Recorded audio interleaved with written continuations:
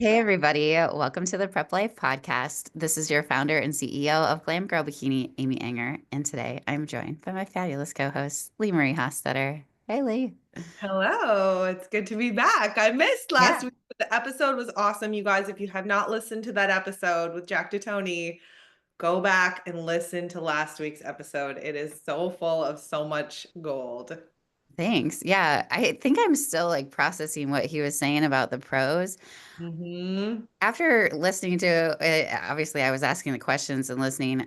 What I think he's saying, then, if I'm understanding it correctly, is that the Ben Weeder is basically like the Olympia for pros, because he was saying that you have to win a pro natural show to qualify for the Ben Weeder.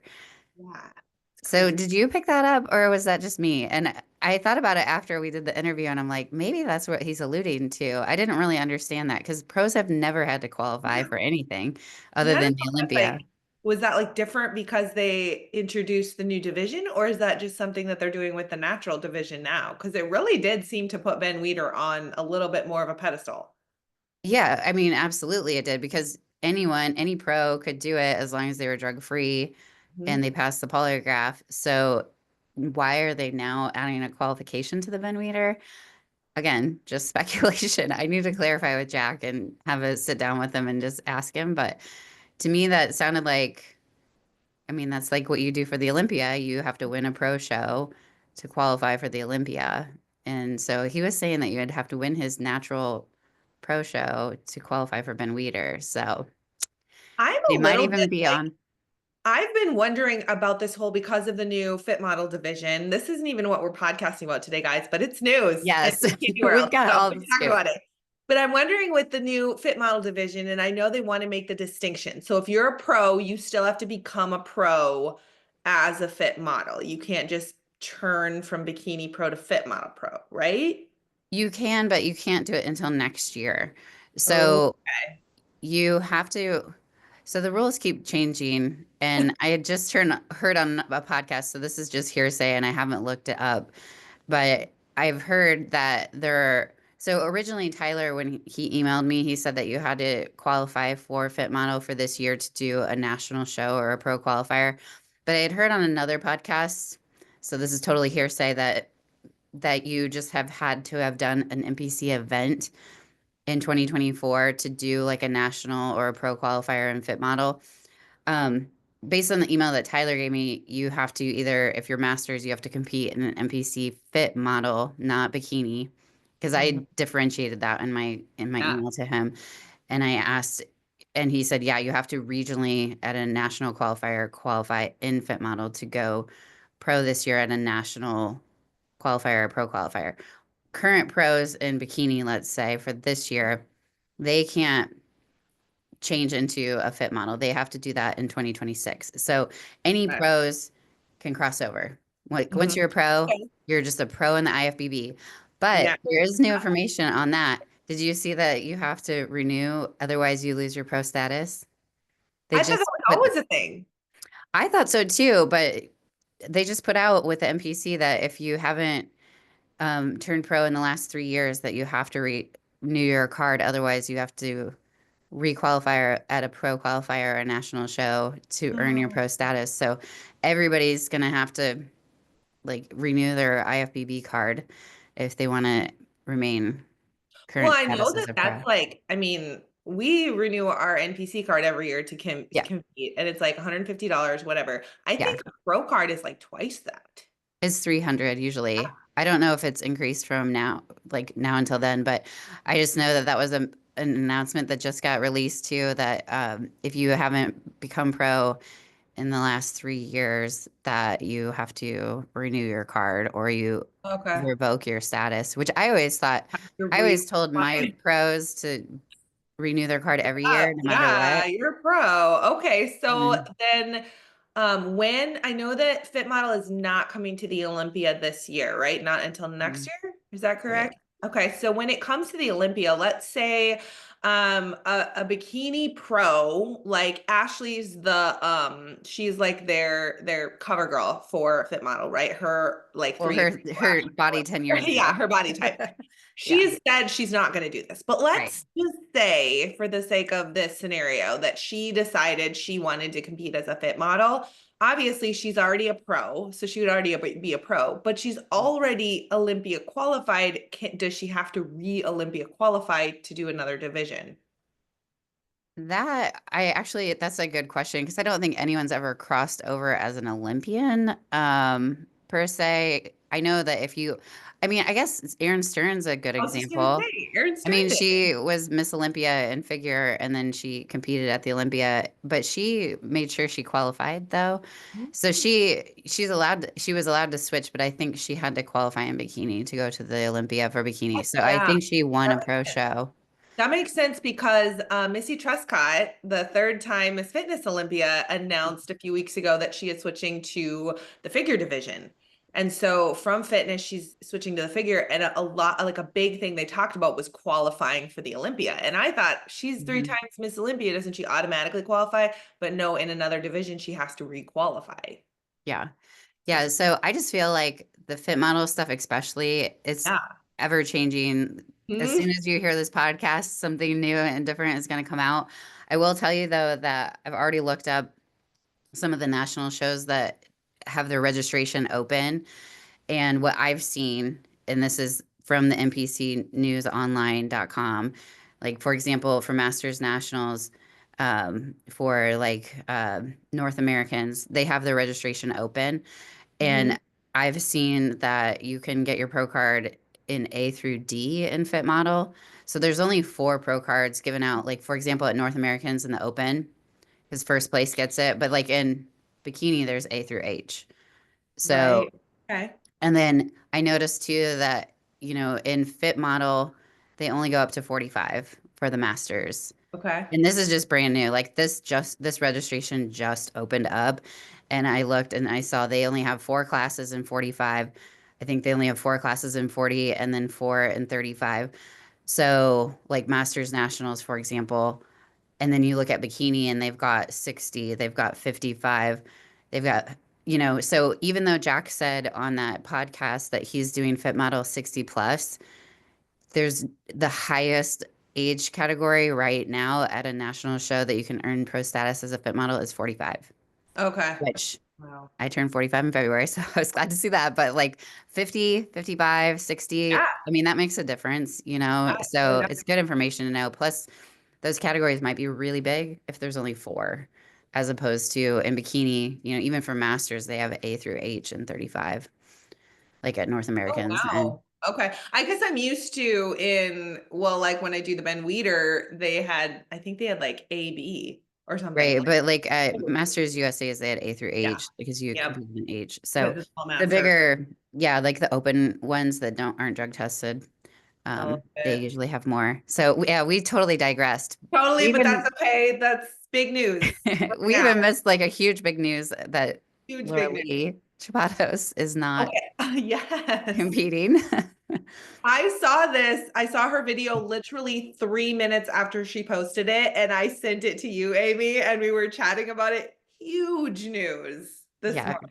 crazy. I have no idea why, but just in the last 3 weeks, she's kind of decided that she's stepping down from the Arnold. So it's going to be interesting because they already keep a very low number for the Arnold. I think they always Mhm. limit it to 10. So now there's only going to be nine people competing there at And the I Arnold. don't know if there's actually like a penalty for this, but I know it's very much frowned upon because I know Phoebe pulled out 1 year and she talked about this and she said it's very much frowned upon to pull out because these spots are considered so prestigious.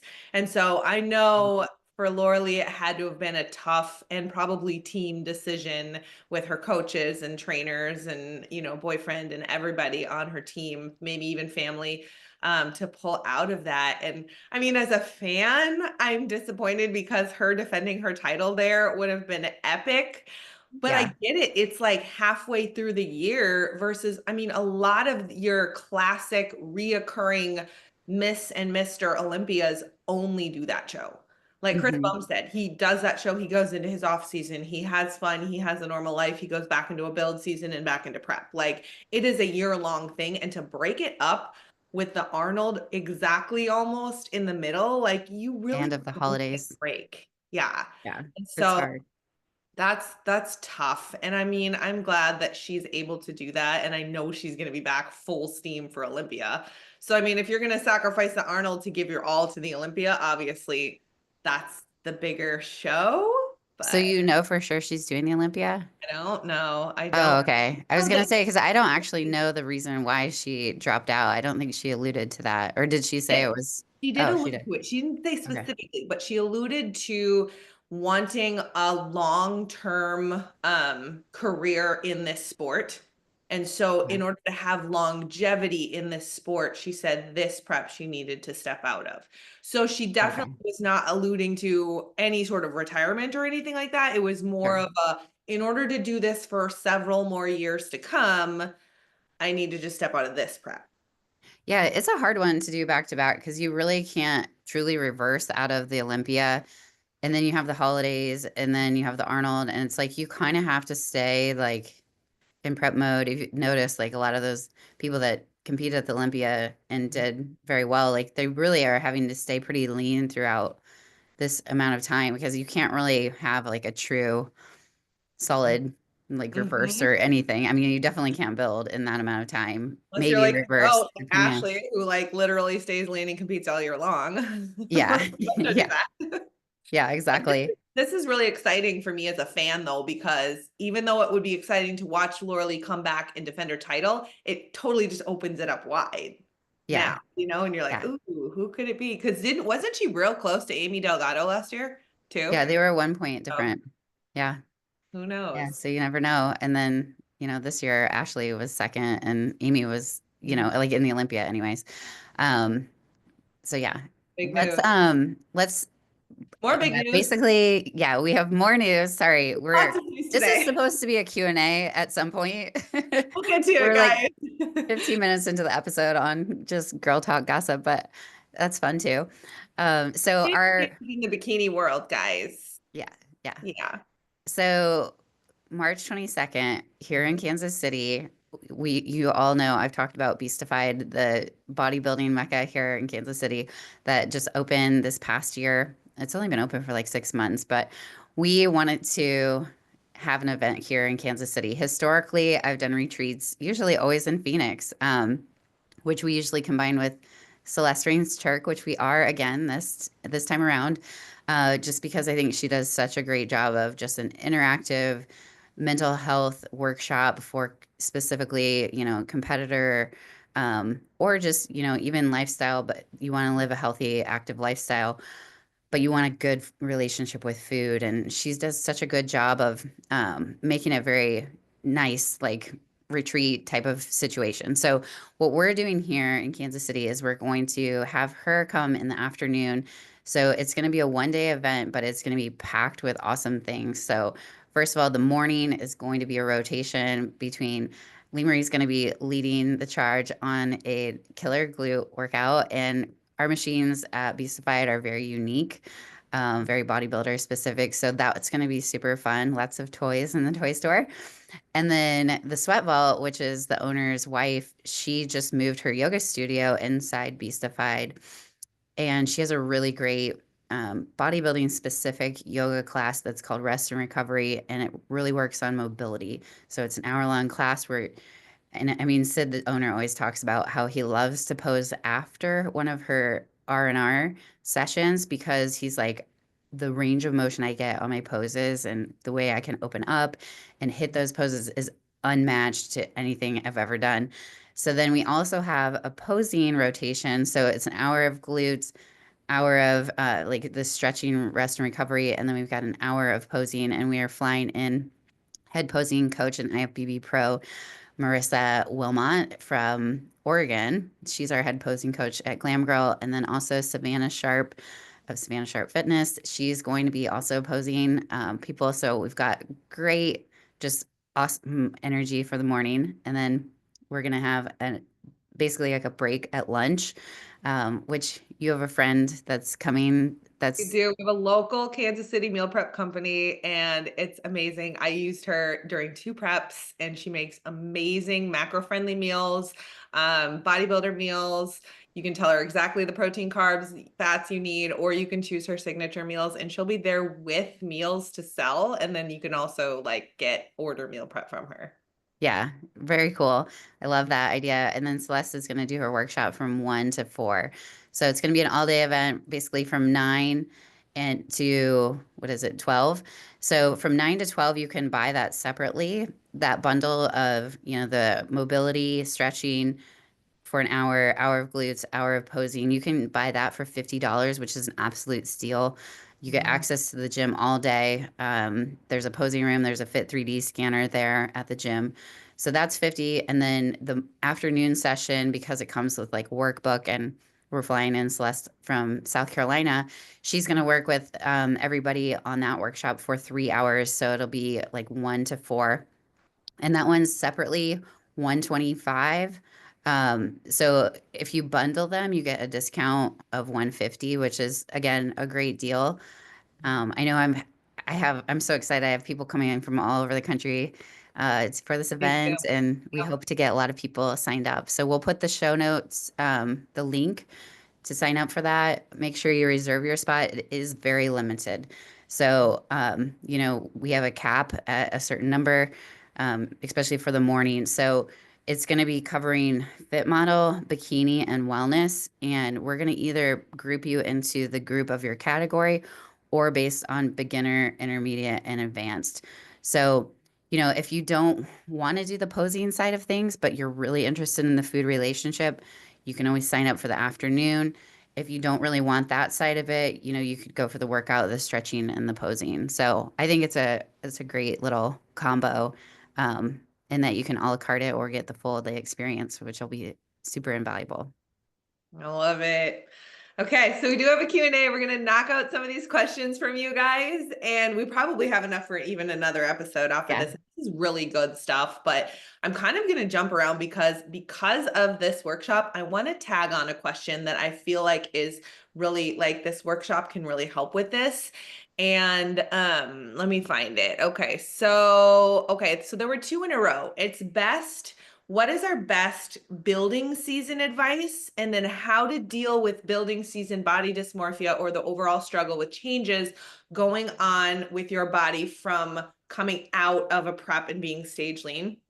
And I know you probably have a lot to say about this, but I'm just going to say real quick, if you are in your building season, if you are in an improvement season right now, if you find yourself struggling with staying motivated, staying in competition mode or in bodybuilding mode, and then struggling with body dysmorphia or maybe having challenges with not wanting to pose, things like that, going to a workshop like this, being around other bodybuilders, taking a posing class, working out with coaches that specifically train bodybuilders and with other bodybuilders is an amazing resource to do in the middle of that building season. It's going to get you excited. It's going to put you in that show mode again, which sometimes we get separated out from in that building season. It's going to give you that itch for the stage. It's going to get you excited again. It's going to force you to pose and learn how to make your body look good and practice and get excited. Every time I do a posing seminar, I get excited to practice posing again. And in your improvement season is when you just need to be putting in those hours and those reps with posing and learning and being automatic about it so that in your prep, you can make those tiny little tweaks and it's going to flow smoothly. So my best building season advice right now actually is to come to this workshop or find something in your area. But definitely find a place where you can get in a community with other like-minded competitors and get that itch, get that prep mode going again. Yeah, I think that's huge when you surround yourself with like-minded people. I've seen, we've done these workshops since I think we did it in 2020 before the world shut down. I think that was our first one that we did. And so this will be like our fourth one, something like of that nature. Mhm. And there are people that met on that first retreat that are inseparable best friends, and they would have never met.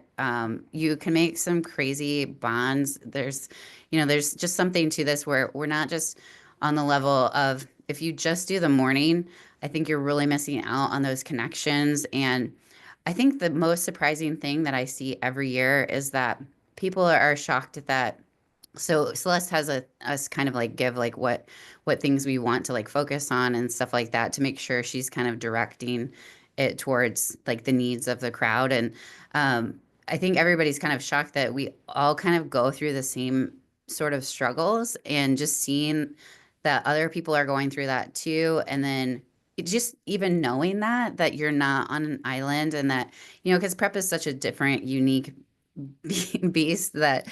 sometimes it feels like you can be on an island and it's can be isolating, but it shouldn't be. And so I agree with you. I think that for me in the improvement season, some best advice that I have is just utilize the tipping scale or that dimmer switch to your advantage. So, cardio maybe a lot less. So if you have something with like projects for work, you need extra schooling or certifications, you want to spend extra time with your family, your friends. I've been turning up the dimmer switch on those relationships as, the cardio dimmer or like the intensity of how many hours I'm spending in the gym is going down. I'm also incorporating more meals out, even though like it might be grilled chicken salad, but I'm making intentional, date nights and friend, dinners, lunches. I'm intentionally planning these things because I know that when I'm in prep, I really need to be in control of like I mean, because I can put my best guess, but I don't know how much oil is really being used. I'm not going to bring my scale to a restaurant. So I'm kind of just averaging and guessing, but in prep, I'm not going to be that, I'm not going to leave anything to chance. So like in prep, I would bring my own protein and throw it on lettuce, Yeah. but Mhm. it just makes things a little bit more relaxed. I think that, like you said, just kind of trying to be intentional about the people that you're surrounding yourself with, because if you allow your mind to kind of not take the improvement season seriously, even though calories are going up, the scale might be going up. You really do, the more you can stick to, you know, sticking to a regimen and not like forgetting everything and throwing everything out the window, the less work you're going to have to do to like, Mhm. try to chip away a bunch of body fat. Now, I mean, I'm there. Like, I will tell you right now, like, I don't like the scale going up, but it is going up, and that's inevitable. But like, I just had like a cycle, and I hadn't had one since like May, and it's like, okay, this is healthy, you know. Yeah. Um, so yeah, I mean, I think it's never easy, and I don't want to like ever say that it's not my hardest part of the season to stay focused, because it absolutely is. But I think you just have to be extra like, intentional about trying to make sure you still are checking most of the boxes and that you're not letting like your habits go, if that makes sense. Yeah, I think also with the community and having friends that are in bodybuilding too, it helps when you turn your mindset into I am being an athlete, I am competing in a sport, because it's a totally separate thing from our innate desire as females to maintain a beautiful physique. First of all, you look insanely great even in your off season. We just get body dysmorphia because we're used to being stage lean. You're still going to look fit and awesome.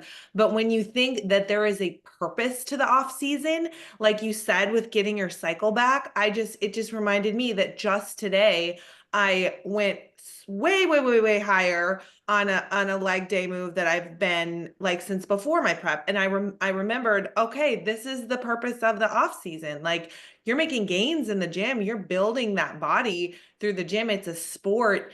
Try and take away that, or try and separate it from that innate desire to just look perfect all the time and think I'm an athlete, and surrounding yourself with like-minded athletes that talk like that too, that make jokes like that, that talk about their own struggles, or hey, I lifted this much, but hey, the scale went up this much. Like it just helps to get that mindset in, to have like-minded friends.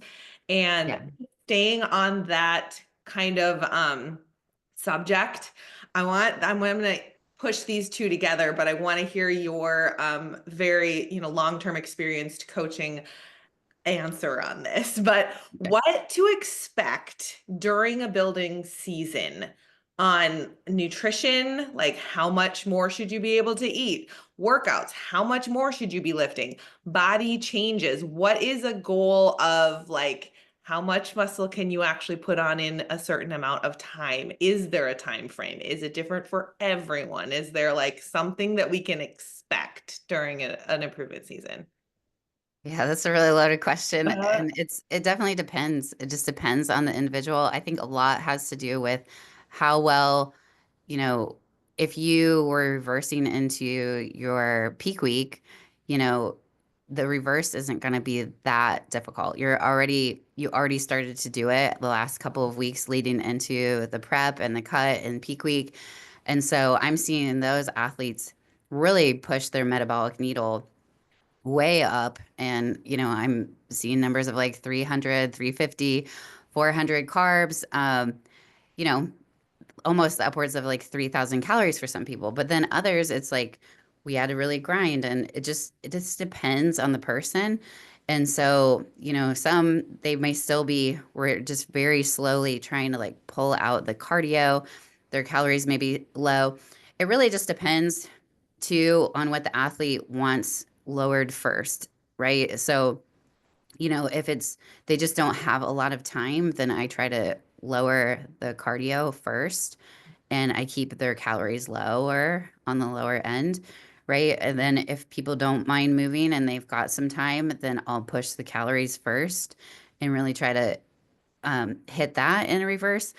I think it's so hard to say because we are the unicorn prep. We are very individualized. Everyone's unique. And so it just depends on that person. So I really don't have a great answer in terms of where that goes. But I do think that you need to give yourself as much time as you are cutting. So if that's 6 months, whatever, like that's how much time you're going to also need to recover your metabolism. So, before you even start to get into that surplus zone, slight surplus to maintenance calories, where you're just like in a zone of building performance is the number one thing. You have to really give your body enough time to kind of like get back to homeostasis. Sorry, I just I'm like moving with my hands. I hit my microphone. Um, so yeah, whatever that looks like. But I mean, I know for me, just to give you an example, is when I'm in a cut, I tend to do like 6 to semi 7 days a week, which, one of them is like usually I try to at least do one rest day a week, but sometimes I just can't because I just like need to keep the hamster wheel moving when I'm in prep. But now, like, I'm pushing, I'm focused on performance and I'm focused on PRing and hitting top, weights on some of like my compound movements. And so I'm so sore that, I have to take 2 days off. And so, I mean, I don't know. I don't know if that answers the question. There was a multifaceted question, but what are your thoughts on that? Yeah, I think this competitor is focused on numbers and wondering if they're doing it right, but I think you need to be focused on methods. And like you said, it depends. But also it depends from athlete to athlete, so don't compare yourself to somebody else. But Right. also it depends prep to prep. And honestly, sometimes you just have harder preps, but my experience, which is so much shorter than yours, so I don't know if this works for you too, but my experience is every prep and every off season I've been able to get my calories higher in the off season without gaining about the same amount of weight, if that Yeah. makes sense. And so like Hmm. I always try to compare to my last off season and Hmm. think I'm lifting heavier and my body weight we reach kind of the same amount of weight put on, but my calories are higher this year. And so every time that I consistently can build more muscle and then try and hold on to as much muscle during the prep, then every year, and it's still not much. I am not one of those people that can eat 300, 400 grams of carbs in my off season. I would love to be that person. Like I can, I would love to be too, and I'm not. Yeah. but I'm not, but I have to be thankful that every off season I've been able to push my calories up even more. And so Hmm. to just be encouraged, especially if you're a new competitor, the more often you do this, if you have a good coach and you're disciplined year round, you usually can keep putting on muscle and keep getting your calories higher and your cardio lower in your off season every year, if that. Makes sense. Yeah. And so what you're saying, when you are kind of being relatively the same weight, I mean, you're building more muscle each year. You're gaining, you can see that from your scans. Like you have more muscle. You can see that from your pictures, your physique. Mhm. So your caloric demands obviously are going to go up because your metabolic tissue, which is your muscle, it requires more calories at rest. So, if you're resting, a pound of muscle requires 50 more calories at rest versus, a non-metabolic tissue like body fat.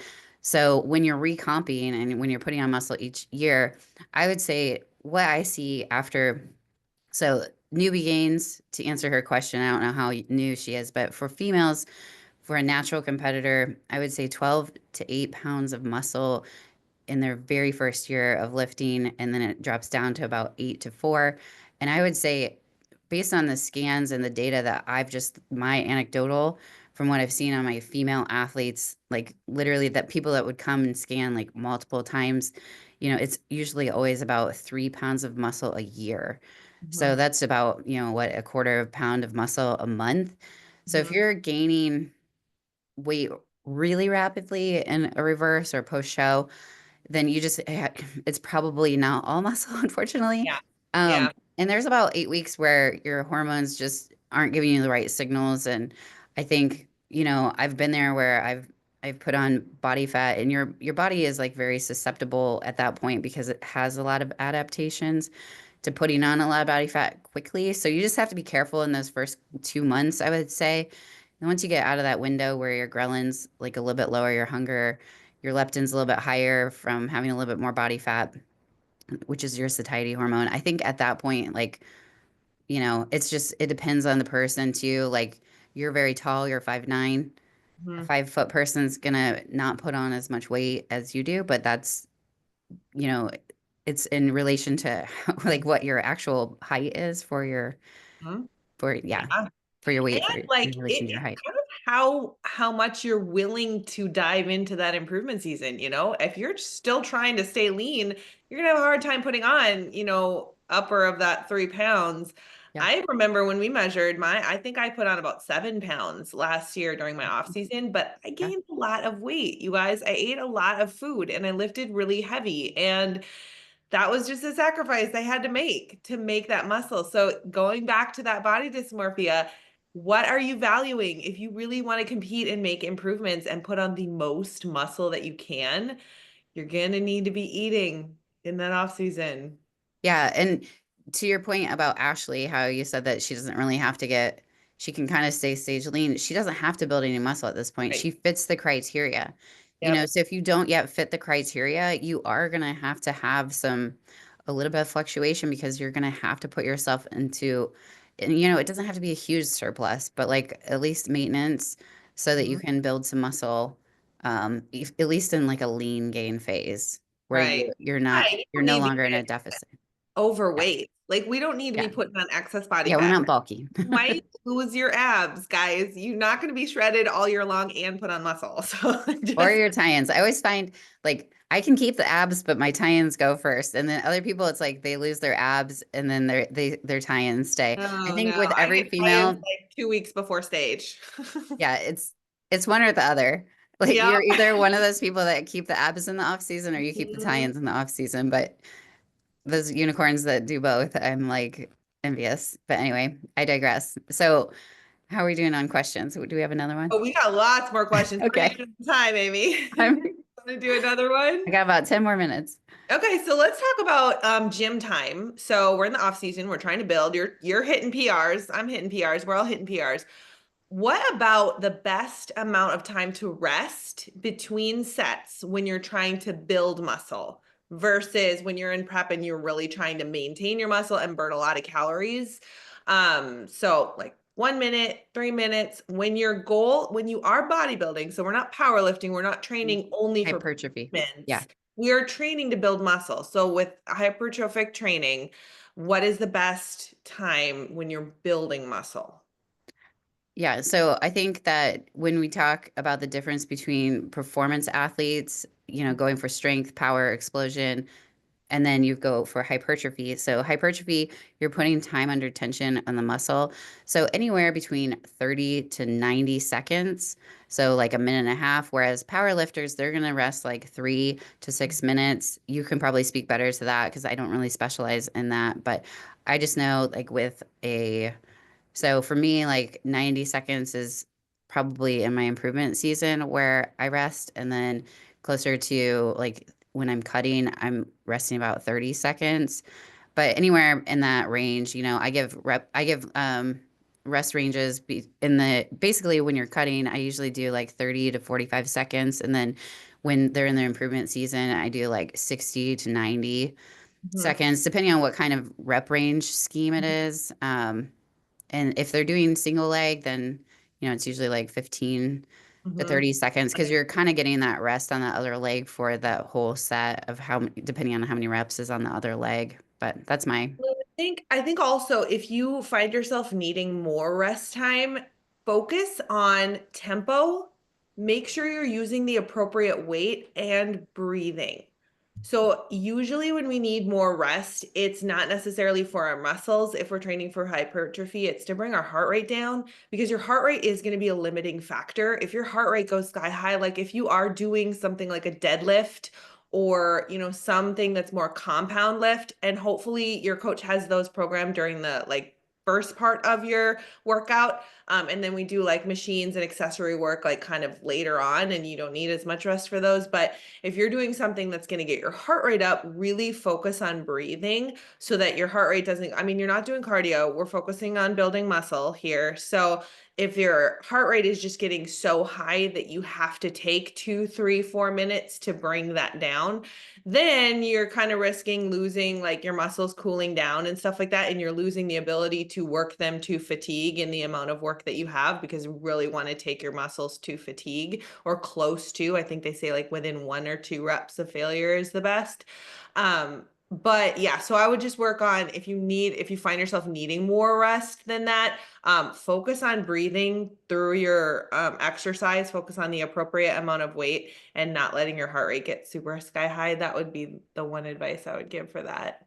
yeah, if you look on most of the like meta-analyses and just like any of the like American Council for Sports Medicine, that's basically what they say is 30 to 90 seconds for hypertrophy goals, 90 seconds for improved muscular endurance, and 3 to 5 minutes for a power or strength output. So Mhm. that's pretty standard, I would say. All right. Do you want to do one more gym one or should we switch to food? Your dealer's choice. Okay, one more gym one. This one, I don't know if this relates to us, but we all have those days. How do you keep motivated when you don't feel like working out? Do you ever have a day where you just don't want to go to the gym? I do. I've been feeling it this week. I don't know if it's the cold. Hmm. I think it's part of like just how cold it is, like getting out of my car, getting outside. It's so freezing here in Kansas City. So it's been really like affecting me, not like my motivation. And so I've been trying to just get ready like in my clothes and then come straight from something and drive straight to the gym rather than I've been trying to avoid going home in between whatever that activity is and just going directly to the gym. Yep. Other than that, the only thing I would say is like meeting a partner. Like, for example, on Monday and Sunday, I met my training partner. That really helped me with motivation to get there because I knew that I wasn't going to let her down. But I honestly, yeah, I think finding the time that is your sweet spot too, where you have the most energy and just really like making sure that you're creating or eliminating all barriers that could like get in your head of like stopping you from going, which is sometimes it's just the fact of like being in the car and going straight there in the parking lot and making sure that it happens. But yeah, Mhm. it's been a weird thing for me because recently I've been feeling like a little burnout. And like I said, I've been taking like 2 rest days just to recover. And so yeah, I don't know if it's just that I'm like lifting heavier that I just need some days I just need some time away from it. It's been weird. I love that. I definitely same. I've never actually experienced not wanting to go to the gym to lift because I'm like the opposite. I will like if I have to rush my lift, I'm a little disappointed. Like if I have 3 hours, I'm like, Mhm. oh, this is gonna be amazing. But Yeah. I've started running for what I'm training for right now. I've started running again and I've realized that runs, especially long runs, I experience that. I really am not motivated to get my run in today and I don't want to do it. And I'm like, "Oh wow, this is what people say when they think about not wanting to go to the gym."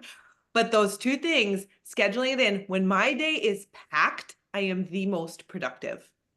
So Yeah. if I'm Yeah. scheduling it between two classes or a class and a client check-in or phone call or a training, personal training, like anything in my day that I can schedule it right between, that means I can't pull up to the gym and sit on Instagram in my phone and put it off. I have to pull up, I have to park, I have to get out and I have to get on that track and I have to get Yeah. that run in because I'm rushed. I hate doing that for lifting because I love Mhm. lifting and I love spending all the time in the world there. But if you are having a hard time getting in your lifts, do that same thing. Time block it out. In between Mhm. these two things, you got to get it in. Then you can't go too hard on your rest. You have to go hard on your lifts. You have to get it in. You can't be sitting on your phone. That's definitely, I love that advice. That's the best advice. Yeah. Mm.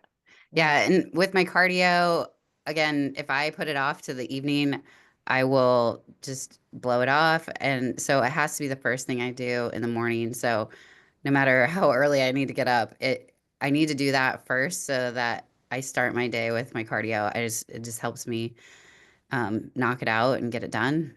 So Mhm. I think timing's everything with that one. Yeah, for sure. You got time for one more? Yeah. Okay.